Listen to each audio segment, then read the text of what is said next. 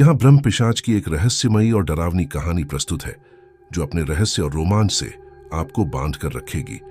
इस कहानी में कई मोड़ और सस्पेंस से भरी घटनाएं हैं जो आपको आखिर तक देखने के लिए मजबूर करेंगी। रात के तीसरे पहर का वक्त था।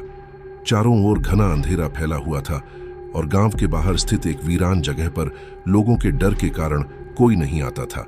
इस जगह का नाम था भूतिया खंडहर। कहा जाता है कि यहाँ एक ब्रह्म पिशाच की आत्मा निवास करती है जो रात के समय इस जगह पर विचरण करती है।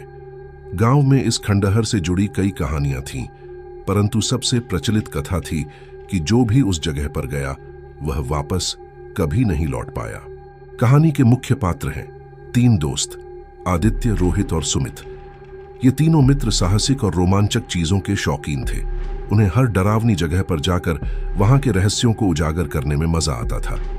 एक रात जब आदित्य ने गांव के लोगों से उस खंडहर के बारे में सुना तो उसका रोमांच चरम पर था। उसने रोहित और सुमित से वहां जाने का सुझाव दिया ताकि वह ब्रह्म पिशाच के रहस्य का पर्दाफाश कर सके। शुरुआत में रोहित और सुमित डर रहे थे, लेकिन आदित्य के लगातार जोर देने पर वे मान गए। अगले ही दिन रात को तीनों उस खंडहर की ओर चल पड़े। खंडहर के पास पहुंचते ही उन्हें ठंड और भय का एक अजीब सा एहसास हुआ। जैसे ही वे खंडहर में दाखिल हुए, उन्हें आसपास हल्की सी हंसी की आवाजें सुनाई देने लगीं। वो आवाजें उन्हें चौंका देने वाली थीं, परंतु उनकी जिज्ञासा उन्हें अंदर और आगे खींचे जा रही थी। खंडहर के अंदर का दृश्य अत्यंत भयावह था। वहां की दीवारें खून के धब्बों से सजी हुई थीं और वातावरण में सड़ी हुई बदबू फैली हुई थी। अचानक उन्होंने देखा कि एक परछाई उनके सामने आई और उसी वक्त पूरे कमरे में अंधेरा छा गया। परछाई ने एक भयानक रूप धारण कर लिया था। उसका चेहरा विचलित कर देने वाला था, जिसमें गहरी आंखें और भयानक दांत थे। उसने जोर से हंसते हुए कहा, मुझे छोड़ने वाले लोग वापस नहीं लौटते। तुमने यहां आकर बहुत बड़ी गलती की है। भय से कांपते हुए तीनों मित्र कमरे से भागने की कोशिश करते हैं, लेकिन खंडहर के दरवाजे खुद ब खुद बंद हो जाते हैं।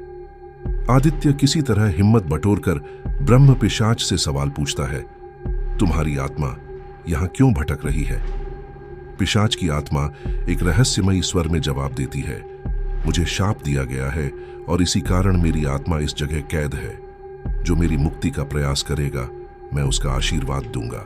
आत्मा का रहस्य जानने के बाद तीनों मित्र उसकी मुक्ति के लिए कुछ करने का संकल्प लेते हैं।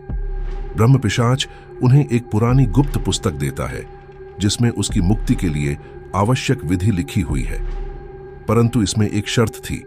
वे इस प्रक्रिया को केवल रात के तीसरे पहर में ही कर सकते थे और अगर वे असफल रहे तो उनकी आत्मा भी उसी खंडहर में कैद हो जाएगी।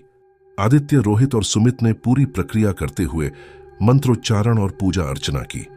धीरे धीरे पिशाच की आत्मा की पीड़ा कम होने लगी।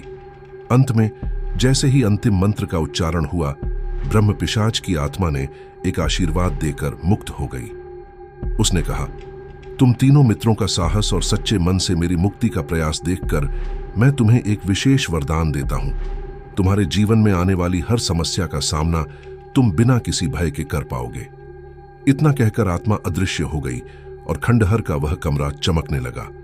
तीनों मित्र सकुशल खंडहर से बाहर निकल आए और अपनी इस अद्भुत यात्रा को कभी न भूलने का संकल्प लिया।